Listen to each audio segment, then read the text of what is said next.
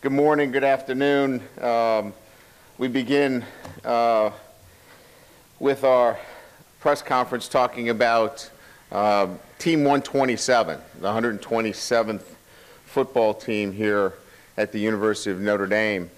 And the significance of that is we think we have a collection of individually talented football players, but this year is going to be about what kind of team we have and putting that team together. And that's really been the work since our last game, is getting this team together and playing as one. I think that most people have looked at this collection of individuals and said, you know, they've got a lot of strengths. But we look at it, I look at it as how do we get our players to hold each other to high standards? And that's really what we've been working on. We've been working on leadership. We've seen some leaders emerge. So a lot of the inside workings have been, for me, putting this team together with a collection of some very talented players and then some inherent strengths. And I think I would begin by saying we return a lot of players that have had real experience, played a lot of games. And so if you're looking at some of the things that moving into 2015 where I would immediately bullet point as being positives leading into this season is that we've got a number of guys with a lot of experience. On the offensive side of the ball, I think we start there. Then we look towards playmakers. We think at the wide receiver position, we have a number of playmakers, guys that can make plays down the field, guys that can make plays in the red zone, and it is our job to make sure that we get those guys opportunities to make plays for us. I think another strength that we have is our offensive line. You know, I think one of the things that is apparent to us as we look at our football team is that we're a much more physical group than we were last year. It is, again, an experienced group. Nick Martin, Ronnie Stanley, Steve Elmer, Mike McGlinchey got an opportunity to start against USC and LSU, so we got an opportunity to play against great competition. You know, those are very, very important pieces in putting together an offensive line. We think we have some young, talented players that will get a chance to compete, but I think the strength there is experience, size, and we now can really say that the strength physically that we can match up with anybody. I think another strength of our offense is our running back situation, and I know many could argue with the depth of it, but we have an established running back in Torian Folston. He's experienced.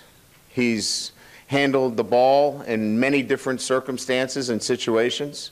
He's going to be called on this year to carry a larger load for us as a featured back.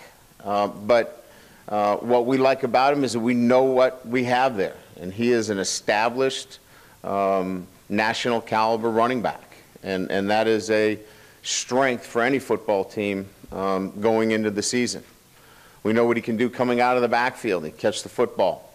He's excellent now. He struggled at times, but later in the year he showed himself to be very strong in our protection. So you know, really having a back that we can count on is a strength. We moved C.J. Procyse there, who we think has a home run kind of ability at that position, where now he'll get an opportunity to get a lot of carries at that position as well.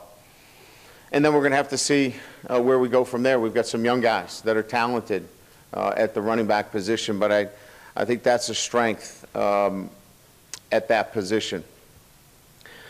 We have a dual threat quarterback, and any time that you have a quarterback in Malik Zaire that you feel confident that he can get the ball to your wide receivers as well as balance out the numbers in the running game as somebody that can run the football.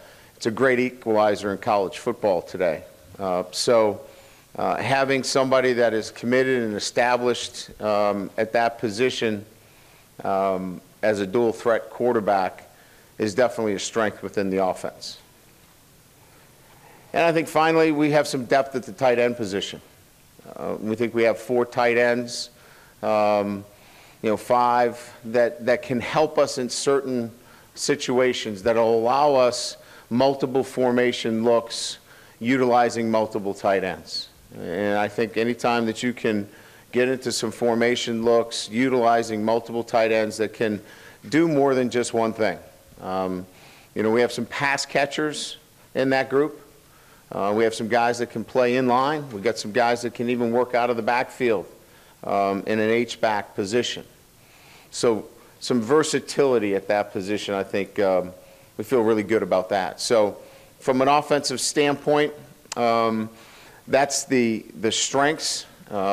Certainly what we have to be able to do is take care of the football. We were careless with the football last year, and that certainly was an area where it came back to hurt us. So taking care of the football, not being careless with the football is absolutely crucial. If we do that, we think we have the chance to be very, very good on offense. Defensively, quite like on the offensive side of the ball, we have a number of guys who've played a lot of football for us. A second year into Coach Van Gorder's nomenclature, way of communicating, a defensive structure. Certainly everybody is much more comfortable with what they're doing, what their assignments, what their task is. And we probably have some of the best leaders that we've had here at Notre Dame, starting with Joe Schmidt. Joe Schmidt, his ability to communicate, recall, is absolutely off the charts. So having a leader like a Joe Schmidt, certainly a captain last year in Sheldon Day back, and Matthias Farley, another veteran player for us who seems to be always in the right place at the right time, but also a very, very good leader for us. Jared Grace returns. Kavari Russell comes back as another outstanding football player, but another very vocal leader who's not afraid to communicate. And so where at times last year we struggled with communication, this year we feel so good about the ability to get the task done defensively because of great communicators in Joe Schmidt and Matthias Farley, Sheldon Day, Kavari Russell, just to name a few. And there are others, but to have that right away coming out of the gates is a definite strength for our defense. Certainly returning Kavari with Cole Luke, we feel like we have 2 corners that can compete at the highest level. And I think we all know about, Jalen Smith is one of the most versatile and athletic linebackers in the country. And we now feel like he's in a position where we can get him to do everything but not complicate it so much that he can't go play the game and play fast and be the kind of player that he wants to be. And so we're really excited about Jalen and what he's been able to do. He's physically in the best shape. He's stronger. So getting a chance to really put him in a position to ascend again this year is going to be exciting. I think Max Redfield, everybody has great off seasons, right? Who doesn't have a great off season? But, Max Redfield and his maturity and the way he's really come into his own has been really something to see. In just the last few days, we've had some leadership development, and he's really taken that step that we were looking for. So having, somebody that is an outstanding athlete now bring the other part with him is going to be a great strength for us as well on the back end of our defense. Depth at the defensive line is always a great thing to have, and we think we have that. I mentioned Sheldon Day, Isaac Rochelle, Jerron Jones, you know, certainly Romeo Core on the outside, you know, Trombetti, Cage, Tillery, all these guys got an opportunity to play significant snaps last year. So to have that kind of depth on the defensive line, very, very important for us, and we think that that itself is going to lend itself to great continuity on the defensive side. So if I could wrap it all together, what do you like about your football team? I think we have a number of players that have played a lot of snaps. I love the emergence of the leadership on this team. We have plenty of talent. It is now our job and our players' job to get that collective talent to play as one, to play as a team. Just as everybody else in the country is you know, on the same goal, it's to get this team to play together and hold themselves to high standards. If they do that, it should be a very, very exciting year. A couple of roster notes. We have some movement on the roster that I'll update you on. Just a couple of surgical updates, and I don't want to steal your thunder, Eric, but just to give some updates. Nicky Barati, he's come back nicely. No instability since his surgery. No restrictions. Bonner is now 3 to 5 months post-op. He's had a great June and July, and he's full go for fall camp, Jonathan Bonner. So we expect him to really be able to make some great strides coming into camp for us after the toe injury. Jared Grace just continues to regain all of the power, and you know, he's going to be a guy that makes an impact for us right away against Texas, and it's so good to see him come back. Jerron Jones is 8 months post-op, and he'll be practicing with us, and you know, feel really good about where he is, you know, moving forward. James Onawalu had a January surgery on his wrist. He's recovered well from that. He'll be splintered for practice, but no limitations. As you know, Joe Schmidt is fully recovered from surgery, 9 months post-op. He's had an excellent summer. He's plus 400 on the bench, so physically very strong. Drew Tranquil, 8 months post-op, no restrictions. Some of the notes here, he's attacked rehab like no other player that we've had here in quite some time. He's been outstanding, so he's ready to go. We also had a couple of guys that couldn't make it back from some injuries. Mike Harriman, Mike had 2 hernia surgeries, and the 2 hernia surgeries really put him back. In particular, not really able to fully weight train, exert any force against the ground. And as you know, this is a ground-based sport. A lot of it is the ability to, you know, pull weight off the ground. And with a second hernia injury, Mike just wasn't able to physically do some of the things necessary to continue to play. So he was granted a medical hardship.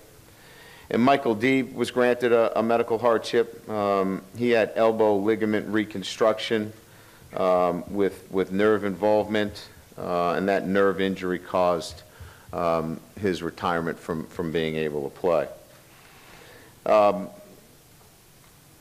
We also have a transfer. Colin Hill has decided to transfer. He is going to go back to Texas, and he has been granted his release to pursue schools in Texas. So those are some of the additions and deletions, other than the news that you already know, which is Greg Bryant. We issued a press release on that relative to his status. Special teams. I want to finish up with special teams. You know, last year we led the FBS in block kicks. It's the most we've had since 2006. We had a total of 5 over the previous 4 years. We had our best punt returning season since 2009, but we've got to, you know, break in a new punter and a new kicker this year. So that requires us to really look at our preseason through a different lens, in the sense that I don't want to use Texas as the first time that we do some things live. So although you're very hesitant to go live in special teams, we'll have to do that in camp and really put our special teams under the microscope in preseason camp, and really get a good look at our kickers and punters, and really put them in a position where they feel comfortable as much as they can going into their first game. So that's going to be very important for us in our preseason, and making sure that we get both of those guys the kind of work necessary that they feel comfortable going into the opener, because they're going to be so important to us. We think we've got a dynamic opportunity with some return guys that we'll take a look at. You know, Will Fuller started to return for us last year. We're going to continue to look at him. We'll continue to evaluate our return game. We started to use C.J. Procyse back there too. So there's a number of guys that we'll continue to look at, but we think we've got some weapons in that end of the game as well. So with that, you know, our team knows where they are. They read the clippings. They know that preseason that, you know, a lot of teams are, you know, getting accolades. They know that they are. They also know that it's not going to help them beat Texas. Certainly, it's going to be a long road, a difficult road to get to where we want to go. It's better to be ranked than not be ranked. If you're not ranked, it makes the road a lot more difficult. So we're happy to be ranked, but it certainly doesn't influence anything that we do on a day-to-day basis.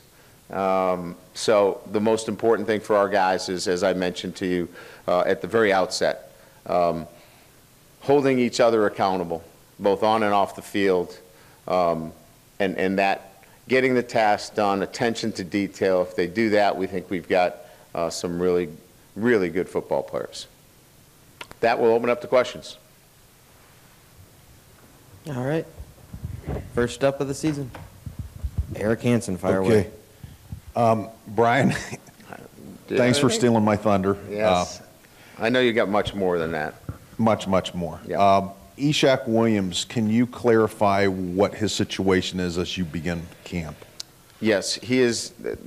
It is still ongoing. His situation with the NCAA, that process is ongoing. So I don't have anything specific to report, other than I know that that process is still ongoing, and he will not practice until we get, you know, further information. Look, and there's 2 that are out there, right? It's Kavari and Ishaq. They're separate and different and distinctly different cases. So Kavari will practice, Ishaq will not, because the cases are different, and both of them are going through the process right now. I know that you might be a little bit hamstrung on what you're allowed to say about Ishaq's situation, but do you have a timetable for it? And then if there's, even if it's the worst case scenario and he can't play in games, will he eventually be allowed to practice? Well, I think once we get clarification from the NCAA with a ruling, you know, then it'll make that decision very easy, because he's in his last season of competition. Right. So I know Ishak, in talking to him, has the thought and the goal to play in the NFL. And if we can accommodate him after a decision has been made, whether it's pro or con, if it's pro, and we hope it is, he plays. If it's con, we'll have to evaluate whether it helps him to practice and work out for that next level. And those are decisions that we'll have to make once we hear something from the NCAA. And do you have any idea of a time frame with that? I don't. I think I have a general understanding that this is not going to be a long process for us. When you mentioned Colin Hill and the transfer, I think that there's a natural inclination by some of us to kind of connect dots to other people at his position that have transferred. You as a coach, do you do that? Do you say, wow, I've lost some edge pass rushers, this is concerning? How do you kind of frame that, or is it everything situation a little different? One's from Berrien Springs, Michigan, and one's from Texas. You know, different circumstances. They are totally different. They just happen to play the same position. Okay.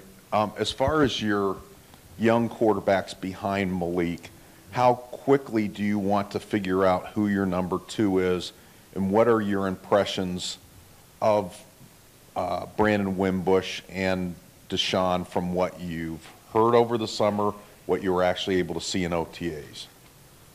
It's a good question. It's very important for us, having not been able to really solidify the number 2 position in the spring, for us to have that as a priority, if you will, as well as getting your number 1, you know, the proper reps. The number 2 has to get a lot of work.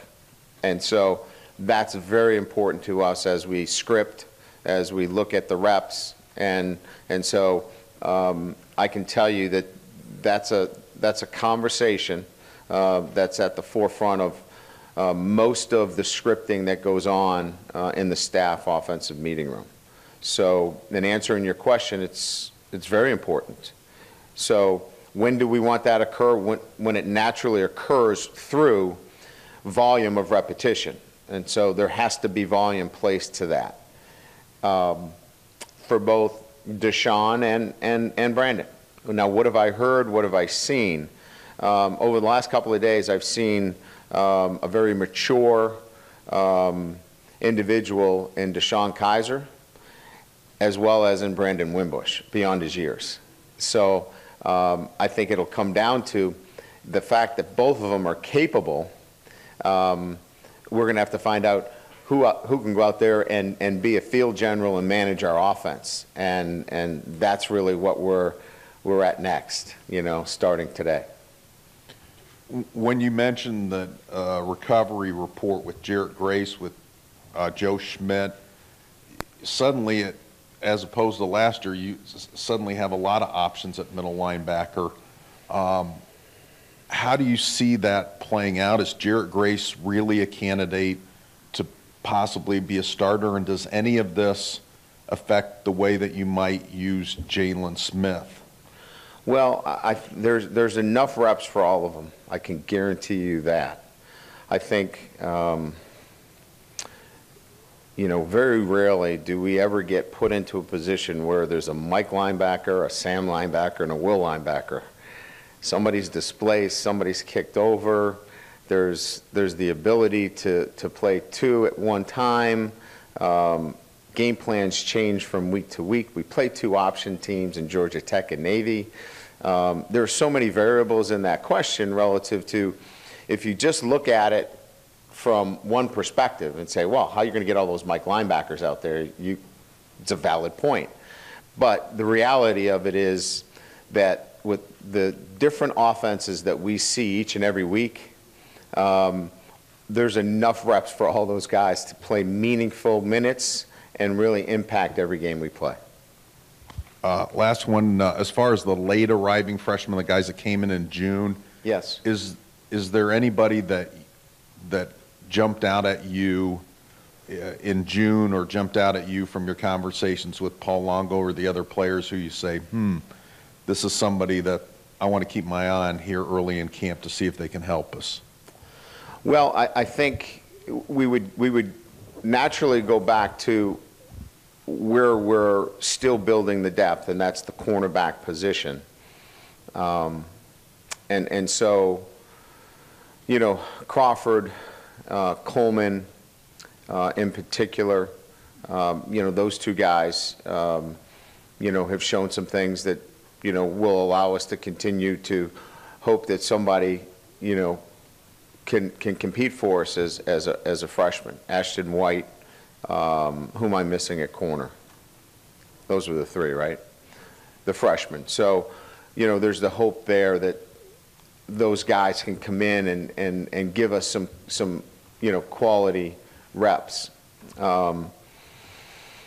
There's probably a better chance on defense because we're pretty deep on the offensive side of the ball, except I think the one guy that has really impressed everybody unanimously in terms of being ready to play is probably Alize Jones. Physically, he's capable of playing, size, skill set. He has all those tools. If you just look at numbers that jump off the chart, you'd have to say Boykin. Miles Boykin are, I don't know that I've seen the kind of numbers that he's put up, close to a 38.5-inch vertical jump,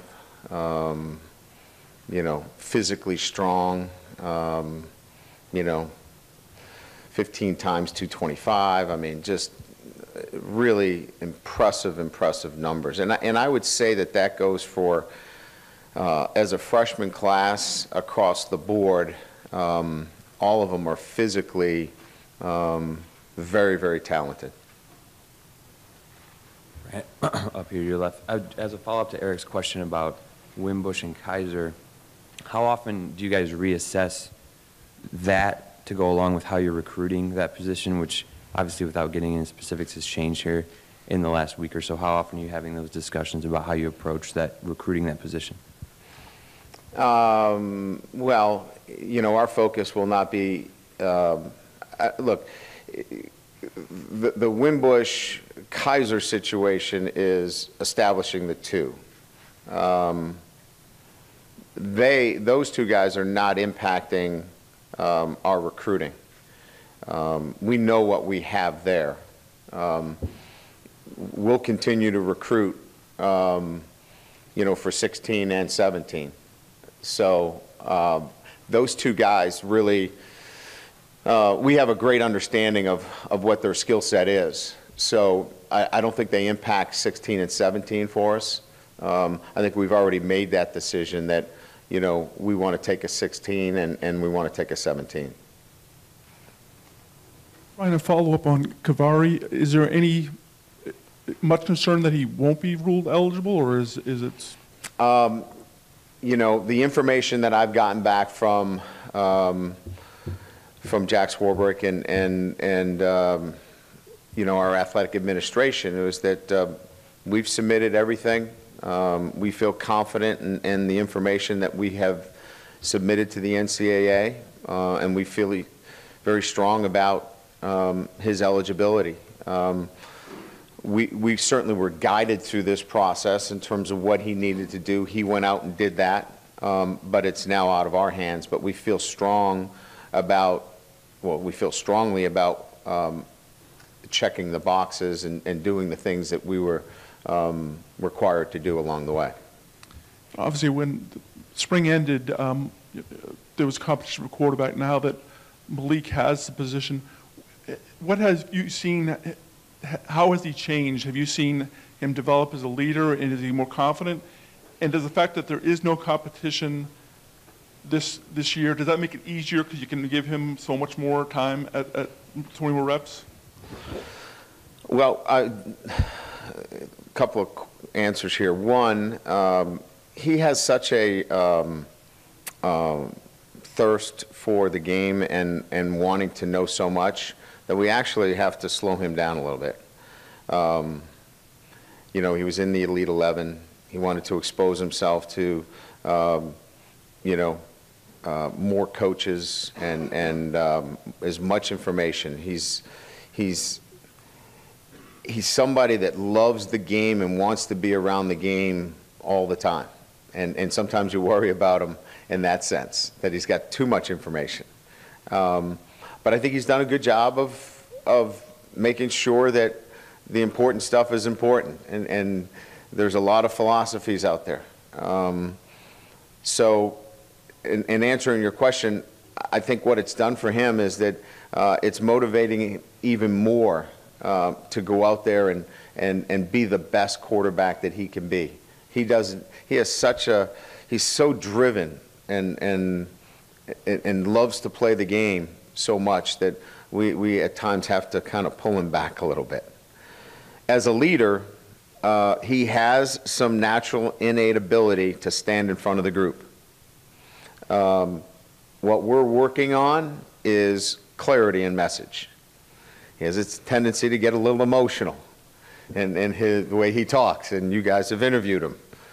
He goes off on tangents a little bit, and so we have to reel him in a little bit, and he'll do that a little bit in front of the group. So, and that's fine, because he's comfortable in front of a group. So we like where he is. He's developing, and he's on track to, you know, to do the things necessary to be the kind of leader that you need to be at Notre Dame at the quarterback position. And having a quarterback that seemed to be better at the read option and talking about the offensive line, do you expect this to be one of your better running teams since you've been here? Well, I think we definitely have two of the elements that are required, and one is a veteran, experienced offensive line that's physical at the point of attack, and a quarterback that can certainly even out the numbers. So, you know, without knowing what happens, right, we may, first 5 games, get teams that are putting 8, 9 guys on the line of scrimmage, and I got a talented wide receiver core, and you're just telling us to throw the football to them. I don't want to put myself in that situation because we're going to throw the football. This really shows itself to be a group that should be able to control the line of scrimmage running the football. And last for me, it's been a while since Notre Dame had a coach going in a 6th season here. What advantage? Is there a long story to this? Or? I was asking, going into this, having experience, do you think this helps you? What have you learned at Notre Dame that thinks that can help you?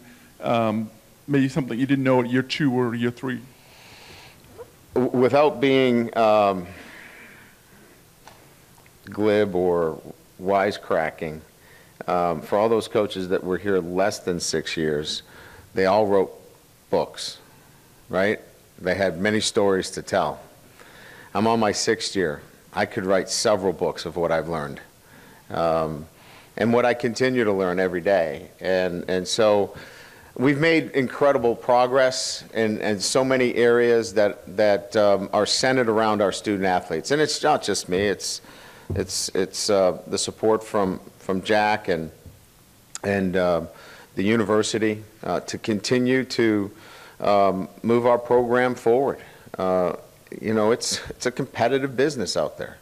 You know, with us wanting excellence both in the classroom and on the football field, it requires you to look inward every single day as to what you need to do to achieve both of those goals.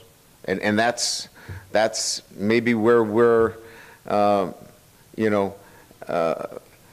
rolling up our sleeves every day, is that we're looking at both of those every single day, not just one.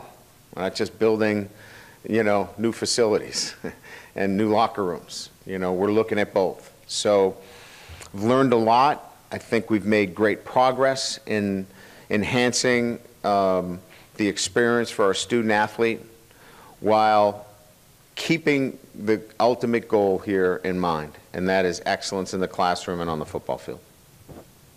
Brian, up here, you mentioned sort of leadership with Max Redfield. Could you give us some examples of the last couple of days about what you've seen from him specifically that makes you feel like maturity-wise he's taken a step? Well, I think, you know, different people get to that level for different reasons. Max has got to that level through some real-life experiences. And I think Max has realized how important football is to him. Academics is very important to him. It's always been important to him. I think he's seeing how important football is to him as well, and that also he has a gift. And that gift is he's a great communicator, if given the chance. We gave him a chance the last couple of days to lead and get in front of his peers, and it was well received. So sometimes you just got to give somebody that chance. And when he was given that chance, he really took hold. That builds an incredible amount of confidence in somebody that, well, if I can do this in front of my entire team, I can certainly do it to the two safeties, or the safety in the two corners, in communicating. So I think some real life experiences where he got his head around, I could be great at this game of football, and then putting him in a situation where he could go out and really lead. And in situations like that where there's Max or Malik, are you also watching everybody sitting here to see how the players are responding, if they're paying attention, if they're locked in? Absolutely. Absolutely.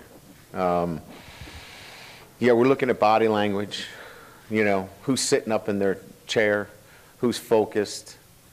But more importantly, we're looking at the guy next to him, because if like right now, Angelo's not paying attention, okay? Right there. He's not paying attention to anything.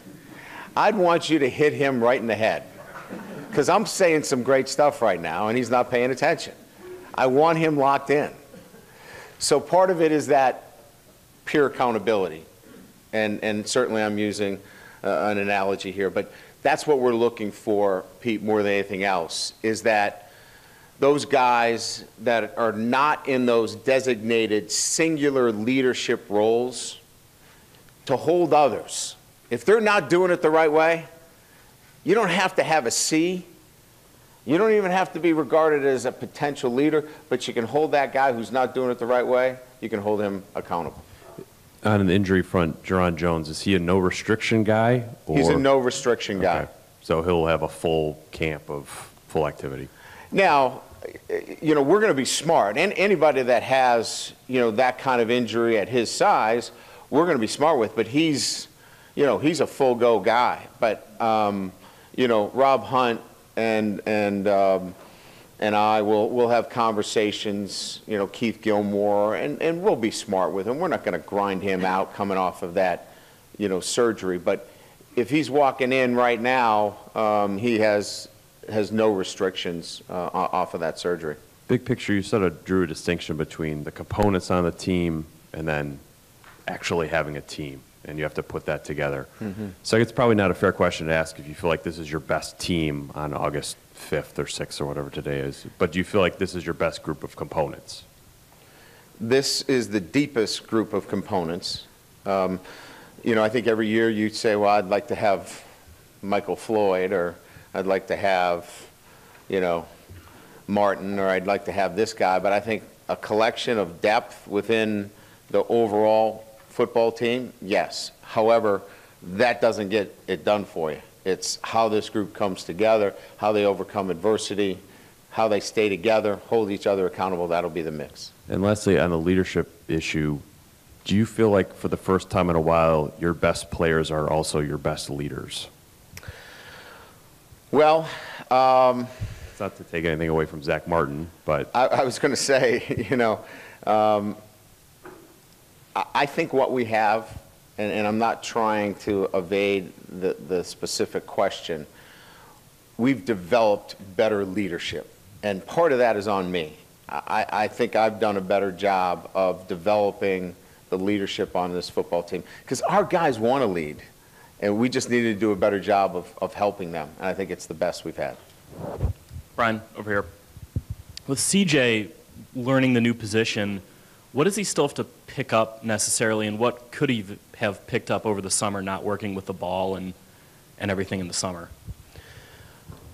Well, I think he worked with the ball. It's just we weren't there. He better have. You know, I really think it's just the nuances of the position. He's got a lot of experience. He knows how to run with the football. We saw him run against LSU with the ball underneath his arm. You know, we've run him before. Obviously, we didn't run him north and south. We ran him east and west. So becoming more comfortable running north and south and being patient. The biggest thing with running backs is their patience in letting the offensive line work in unison and work up to that next level. I mean, that's the most difficult thing. So patience as a running back, and then what you see, trust it. And so early indications, and this is why we stuck with CJ, was that he saw something and he stayed committed to it. If we put him in there and it was just something different every time, we probably, or I probably wouldn't have had as much public confidence in his ability to do the job. But when he sees something, he takes it. And he's committed to what he sees. Now, he's not right all the time.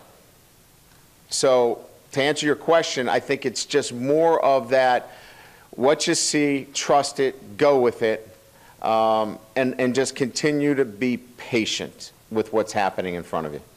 You mentioned earlier the being able to go to more multiple tight end sets. How important is that when you have a quarterback like Malik who runs the read option as well as he does? Just more versatility. Look, defenses don't like two tight ends on the field. It messes up their situational, substitution patterns. They just don't like it. I mean, you just ask any defensive coach in America. They see two tight ends on the field, it cuts their call sheet down. So it's just more versatility to our offense when you can start to use two and maybe three tight end sets with some open sides to the formations too, because I can split out Durham Smythe and still have, maybe two tight ends or three tight ends. I can split out an Alizé Jones and still have two tight ends and maybe three tight ends. So it just gives us more versatility than on the next play, I can be in a power set formation and going. And, you better not be a nickel. Or you got to go out and cover Jones, or you got to go out and cover Smythe with a linebacker. So versatility is what it gives you. Brian, here in the middle. And it's obvious that the ceiling's pretty high, or you think the ceiling's very high for your team this year. Have I said that? No, but I mean, I think in talking about the team in general, you guys feel good about going into the season. Yeah, but I think I made it clear that we got to come together as a team. Sure, no doubt about it. And my question to you is, and I know as coaches, you're just worried about getting to Culver and having a good practice tomorrow. I'm worried about the buses. And the day after, but do you discourage playoff national title talk among the team? Is that counterproductive to what you want to do on a daily basis? Do the coaches dangle that carrot out there for the players? Well, they know what the mission is. Everybody knows the mission, and that is we don't play for a conference championship. So, I mean, they're smart kids. They know what the mission is. They know how difficult it is to complete the mission. And the only way to complete that mission is to stay focused and stay on task and stay incredibly disciplined day to day, or they can't accomplish that.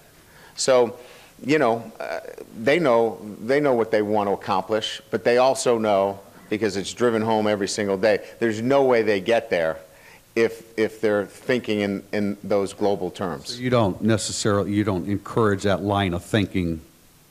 I mean, you won't have coaches saying, hey, you need to do this for us to be a playoff level team. Well, we talk in terms of championships, absolutely. For us to be a championship football team, there has to be an attention to detail. For us to be a championship football team, you have to hold each other accountable. For us to be a championship football team, we talk in those terms, Tim, every single day. So however that is couched, that's out there. But do I get up there and talk about being on the cover of Sports Illustrated? No. Do I get there and talk about, hey, I want to get to the playoffs? No. They know what the mission is. They know when they come to Notre Dame what the mission is. We talk about how do we get there. That's where we spend most of our time. I know right after the Music City Bowl, I think I asked you a question about a two-quarterback system, and then you worked with that in the spring. Yeah. The situation has changed, obviously. Does that kind of ease some of your trepidation of a two-quarterback system? I don't think you've ever been really comfortable with that. With two quarterbacks, is the playbook too broad? Does it ease some of your trepidation that you can kind of hone in and focus in with one guy? Well, it's certainly, there's no doubt that it allows you to be more focused on the skills of your quarterback and then how it filters out to everybody on that offense, right? So you really can focus in on what he does. And so by having Malik, we know exactly what we want to do. And we don't have to think about, all right, we got to do this with the other quarterback. We got to make sure we get this installed because we got, this other quarterback can do this. Makes it so much easier to really focus on that one quarterback and what his skill set is, for sure. The motto apparently for you guys is culture over scheme this year, and you kind of touched upon, Team 127 and Team First. Who comes up with those phrases? Why is that phrase important to this team? Well, I think the culture being what I've just talked about is, it's not X's and O's, it's not individuals, it's not anything about singular. It's Team 127. It's the culture of this program, which means you hold each other accountable. There's an attention to detail. The mission is more important than, keeping your guys happy. It's really about that. And that goes to culture and that mindset. So I wanted to establish, because we knew, like you guys know, we know we've got a collection of good players. That's not going to win. The culture will win. If everybody's bought into that culture, if everybody's bought into team, because some guys are going to have to give up some carries and some guys are going to have to give up some accolades for this team to get to the playoffs. And that's why we push that messaging. Coaches have been in a business, whatever line of coaching, where, they tend to say that it's harder to get guys to buy into team than it was 10 years ago, 20 years ago. Is that accurate as far as you can see? I just think that maybe coaches aren't as demanding about those things. And look, every player comes to us with great accolades. They're being told they're the very best that there's ever been. They got parents that love them. They love them too much. They can't do anything wrong, right?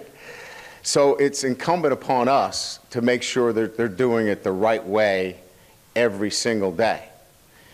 And it's a little bit harder for them to tell their peer that they're not doing it the right way. And so that's a little bit harder. But they want that. I think coaches have to demand it from them. Thank you. Hey, Brian. Malik has a relatively small body of work on game days, albeit an impressive one. What do you see as the areas where he most needs to improve over the next month? And in terms of his overall improvement, how much of it can be done in practice, and how much does he need game experience now? Well, technically, he has some work to do. And he went out and spent some time with Trent Dilfer. Trent and I have been able to communicate a great deal on some of the things that he's doing in stride frequency, and he gets the ball lost behind him a little bit, gets overstrides a little bit. So if you want to get technical on some things, he has some technical things that he's got to clean up a little bit. And then just really about being really clear on how we're doing things. As I mentioned, and I think Eric asked the question about Malik, or maybe not, he has a lot of thoughts going on, and sometimes a little bit too much going on. We really sometimes have to just get him focused on this simple phrase: do it this way all the time. There's no other way to do it. Don't vary from this. And he's getting better at that. And not because he doesn't want to do it, he just is, he just has so much going on. Sometimes we just have to get him focused on, just want you to do it this way, no other way, every single time. I think he has a little bit of some things that we work on technically, and then just staying on track, and he's making that progress. You were able to be aggressive with him running the ball in the bowl game, but you had another quarterback that was seasoned. Are you going to be able to do that, do you think, all the time this year with no experience behind him? I think so, yeah. You know, I think the game will dictate, you know, certainly those situations. But he'll be involved in our running game. You know, I don't want to put a number on it, but certainly, you know, one of our strengths is his ability to run the football. He's a big, strong, physical kid, so, you know, I'm very confident that, you know, he'll be able to neutralize, you know, the things that we're looking for that defenses tend to do to negate a running game. He'll put them in a very difficult position. Does your depth at running back at all make you consider what you do with Procise in the return game in terms of maybe not wanting to put him back there as much? No, we'll protect him a little bit more in special teams, other than the return game. He was on a lot of running teams. We'll have to be careful with him on some of our running teams and special teams. And then lastly, what are your impressions of the last time what kind of player was Kavari Russell the last time you saw him here? And I'm not sure how much of him you've seen this summer, but any kind of impressions on what type of player you think you're going to get? He was an emerging player for us, an emerging player, gaining confidence every single day, you know, to the point where he was somebody that I think was playing his best football at the end of the year, and had a great spring for us. So, you know, again, from what Coach Longo has turned over to us, high expectations for him to come in and continue to build on that. Brian, you mentioned the intangibles going to make a lot of difference in whether or not good talent leads to a championship. And you mentioned it's going to be important when these guys can hold each other up to a high standard. Mm-hmm. It seems like any time the summer is quiet, that's usually what's going on. It's 3.5 months, but was the summer what you had hoped it would be? It was. It was. It was one where our guys, you know, I probably would have liked them to do a little bit better in the classroom, but overall, they made good decisions. They were active in the community. They were attentive to all of the workouts. But I thought it was a very good summer from, you know, from that decision-making standpoint, other than maybe a couple of guys in the classroom. But yes, I would definitely say from that standpoint, good decisions were made. You mentioned the returning veterans and the leaders and the freshmen that are coming in. Anybody so far, you know, in your couple years into training camp and in solid meals and weight room, all of a sudden somebody can emerge, a sophomore, junior walks by and you go, wow. A couple of names maybe that have given you that excitement? I think, you know, one guy that has transformed himself really in just a very short period of time is Tristan Hodge. Physically, I didn't think he was able to compete at the highest level when he came in as a mid-year enrollee, and rightly so, right? He should be in high school. But he's over 300 pounds, physically so much stronger. We're going to have to find some second-team reps for him somewhere to see where he matches up with Bivin and McGovern and see where he is, because he's physically impressive, what he's done in a very short period of time. I'd say that's one guy on offense in particular. Nick Wisher's made very good progress physically on the offensive side of the ball. When he walks by now, he doesn't look like a basketball player in terms of, he's filled out. He just looked like this tall guy to me. Now he's physically filled out nicely. I'd say from a defensive standpoint, Nick Watkins is probably the guy that's impressed me the most from the summer. He really looks good physically. I think those are guys that are freshmen, sophomore, redshirt, whatever you call them, guys that have really made that jump physically, where now you look at them and go, okay, they're ready now to go in there and let's really see what they've got. Brian, over here. From a just locker room and chemistry standpoint, what has Kavari brought? He's obviously a loud voice and a guy who seems to set a tone everywhere he goes. What do you think his addition likely will mean just for the defensive room in general? He has a presence. He communicates loudly. I love that. And it's very positive, extremely positive.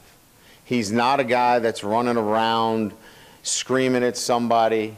When he says something, there's a positive note to it, a very positive note to it. That is well received. Now, he's loud, extremely loud, and with that loudness, sometimes you would think, well, it's going to be on the other end of that loud, scheme of things. It's not. It's extremely positive. He brings a positive energy, and really is that positive energy guy that you really need. Cole is hardworking. We need him to be more vocal. Cole Luke, he's getting there, but Kavari right now gives us that energy guy that we need back there.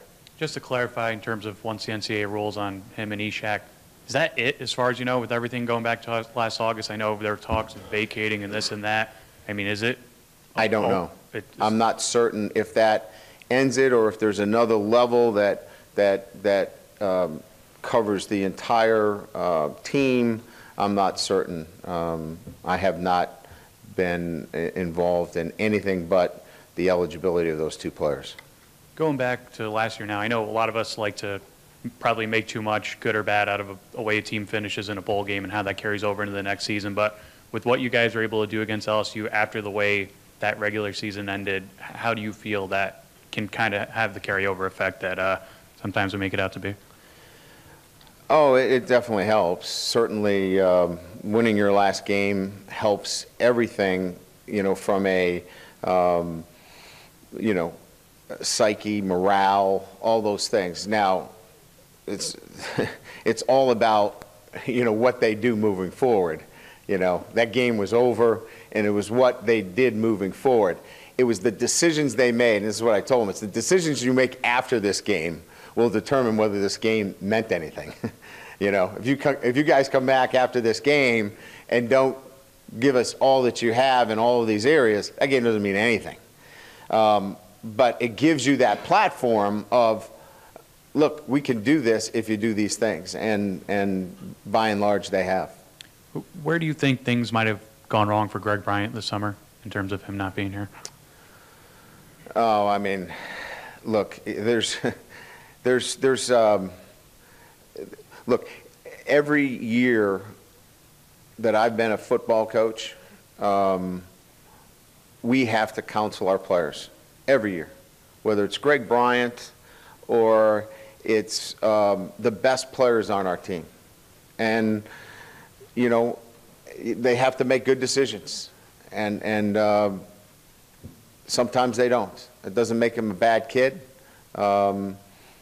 It just means that he needs to continue to grow and continue to learn, and hopefully that he'll take this situation that he's dealing with and learn from it.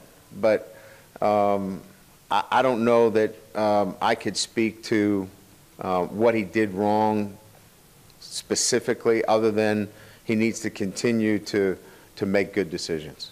I know it's early, but do you expect him to, does he plan on working through this and joining you guys again for next season, or is that so far off? We're still talking, you know, we're still talking. I'd like to have Greg back if Greg's committed to getting his degree at Notre Dame. He's got to be committed, right? He's got to be committed.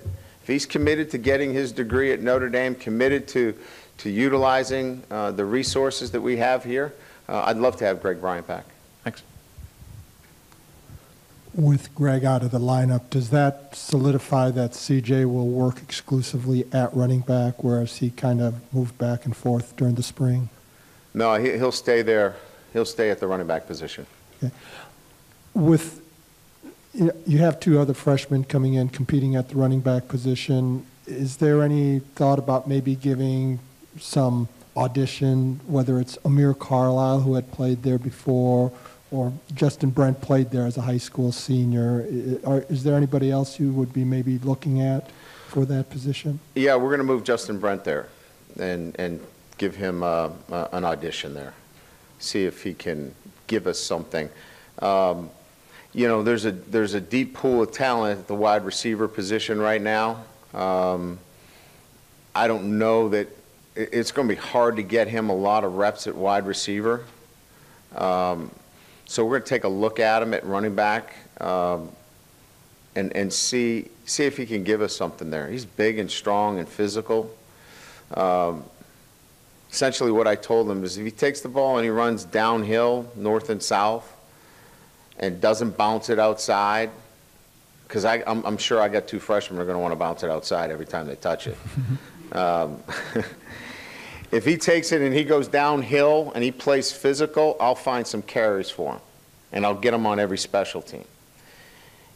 If he wants to do that, then I think I can get him some playing time. If not, I think it's going to be hard for him to get on the field because we just have such great depth at the wide receiver position.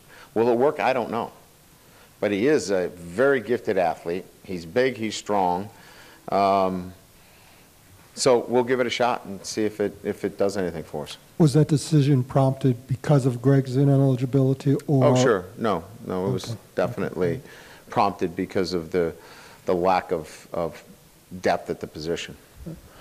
You had a season with Michael Floyd where he caught 100 passes, and then the next year, nobody caught more than 50, but it was an extremely well-rounded core. Now, last year, Will Fuller broke out with a tremendous sophomore season, 76 catches, 15 touchdowns. Nobody else caught more than 40, although you had good balance thereafter. Are you looking for Will to maybe elevate his game to where he is that consistent 80, 90, maybe even 100 catch guy, or are you looking more for some other receivers to emerge in a maybe better balanced attack to put pressure on defenses? Well, I think Will's numbers will still be high because of his versatility. As you know, he's a deep ball threat player, but can also catch the short, quick slants and the screen game.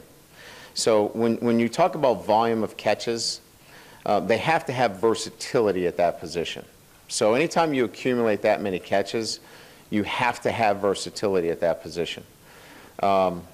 Conversely, Corey Robinson is a down-the-field player, not a great screen guy, not somebody that is naturally working in and out on screen game. So I think you're going to see volume there still, but I think you're going to see Chris Brown, Torrey Hunter, Amir Carlisle. I think you're going to see a lot of catches around them as well. But I don't know that you'll see any drop-off in a Will Fuller in terms of catches because he has such great versatility in terms of what he can do. We've talked about Jalen Smith, the versatility that he can provide maybe at linebacker, both on the edge or on the inside there.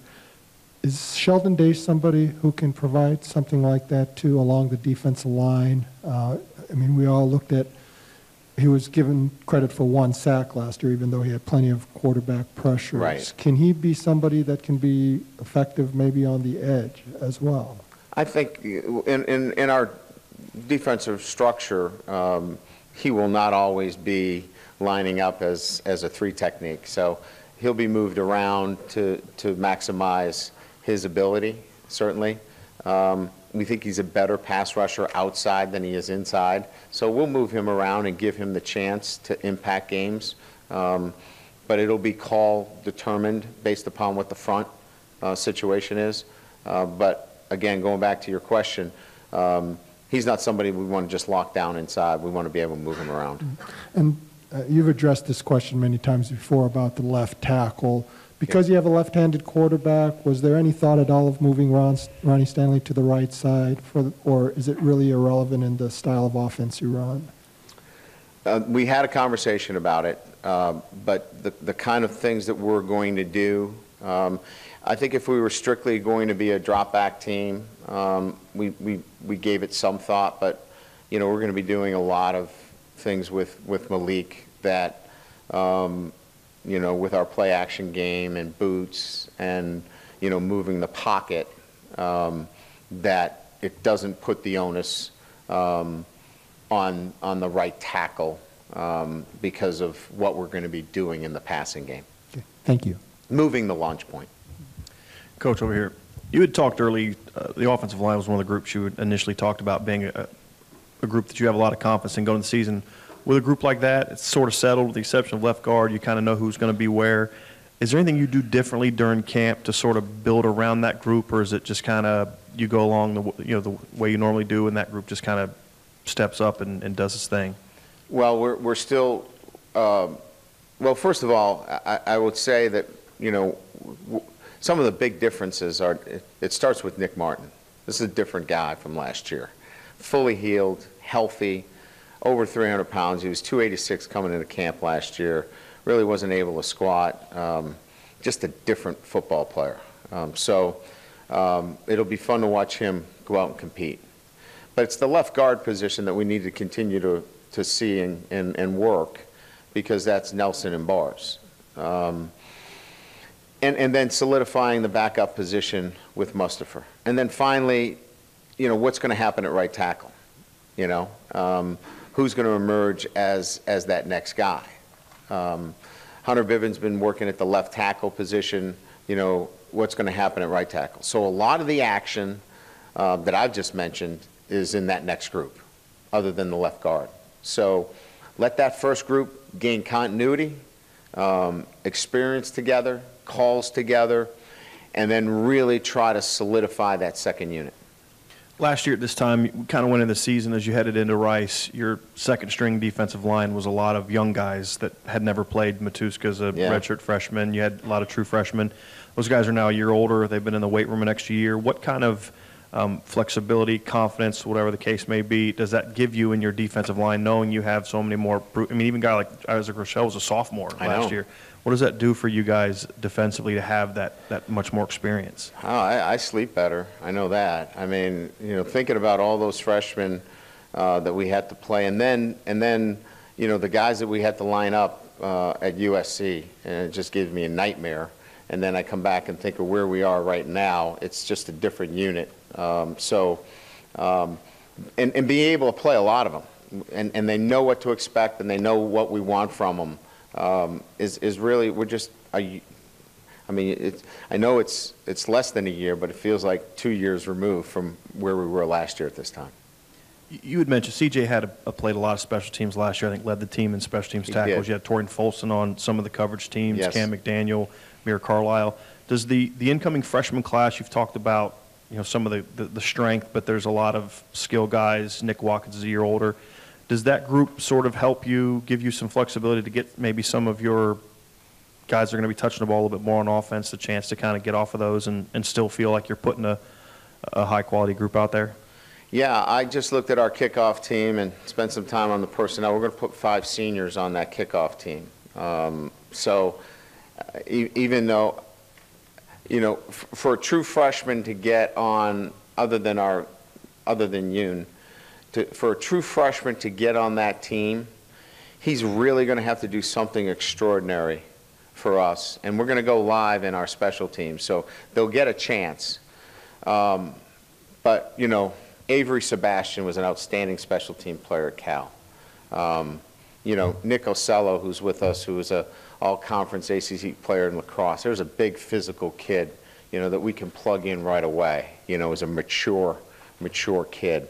You know, we're going to use, you know, Nick Watkins, you know, Devin Butler, Matthias Farley, Drew Tranquil, you know, those guys right away, Niles Morgan. I mean, I think we're going to have a mature group, some veteran guys on there that are going to really enhance that group without having to throw a bunch of true freshmen out there and running them down the field. I think we can play veteran players that played last year and that are ready to really impact.